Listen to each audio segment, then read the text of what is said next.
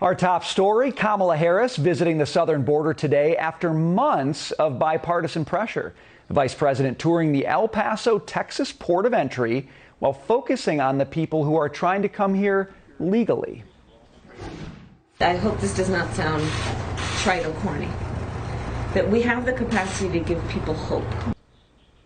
Along with visiting administrative offices, Vice President Harris met with young girls detained by Border Patrol and various religious leaders in the area. Harris stressed that her visit was to determine the root causes of immigration, and at one point got into it with our own Peter Ducey on why she decided to visit the border now. How did you decide that right now was the right time to make your first trip to the border? Well, it's not my first trip. I've been to the border many times. As the person in charge of the response. So, the important aspect of this visit is leading this visit after the work that we did in Guatemala and Mexico. Because as I've long said, I said back in March I was going to come to the border, so this is not a new plan.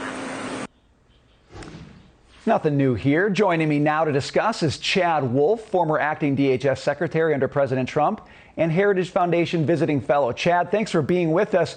Want to get your reaction to the vice president's visit. Did anything good come out of this, or was this purely a photo op? Well, let me first commend her for actually going to the southwest border after more than 90 days. Unfortunately, that's where the good news stops.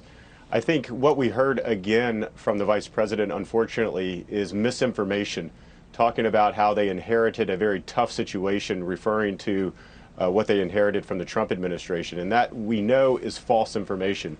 What we gave them was a secure border that was under control, that had a number of policies in place that they could choose from to make that a secure border. Instead, they're having to fix a self-inflicted border crisis that they caused, that they are now trying to find solutions to. So very disappointed overall in the trip. I think it's also a missed opportunity that the vice president had to communicate what they were doing to fix the crisis. There's no new information coming out, no new policies, no new procedures talking on how to address the illegal activity going on at the border today. And Chad, yet she talked about extreme progress. Those were her words. What is she talking about when she says extreme progress?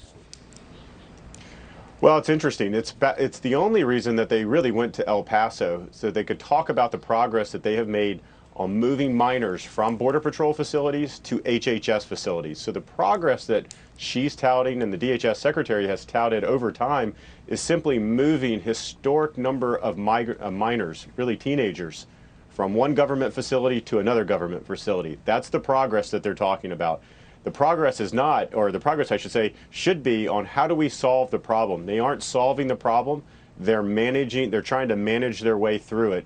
And that's not going to be proven successful in the long run. So, Chad, if she was really interested in solving the problem, as you say, give us her itinerary. Where should she be going? What should she be doing to actually get to the... She talks about root causes. Okay, where do you go to get to the root causes here?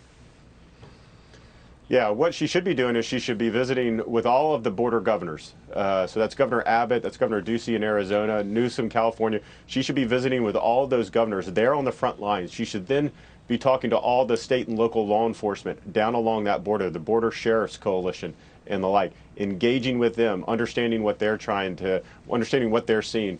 Then she needs to go to the RGV. She needs to go to the Brownsville-McAllen area, which is ground zero for this surge that we're seeing today, and then parts of Arizona. That's Nogales and that's Yuma. So there's a number of things that she could be doing, but she chose instead to go to a metropolitan city in El Paso. Unfortunately, didn't even visit the border. Went through a processing center and then had a number of roundtables with NGOs and others. So overall, I would say it's a disappointing trip. You know, Chad, here we are talking about the vice president and whether or not she went to the right places. Isn't the real question, why isn't President Biden making a trip? Why hasn't he made a trip? Shouldn't we be asking that more than be concerned about what the vice president's doing? Well, absolutely. But, you know, President Biden should be down on that border as well. And at the very least, he should be talking about it. But he's not talking about it either because, again, they don't have solutions to it. It's hard to talk about a crisis when you're not trying to solve it, when you're trying to just manage it, because they believe in these policies that are allowing over 183 illegal apprehensions in just the last month alone. Historic numbers that we're going to see at the end of this fiscal year. And right now, they don't have a good solution to the crisis. And I think that's why they're not talking about it, and I think that's why President Biden's not on the border himself. You know, at the end of the day, this isn't about video. It's not about pictures. It is about solutions. That's what we need more than any of the fanfare. Chad, thank you so much for your time today. We appreciate it. All right. Thank you.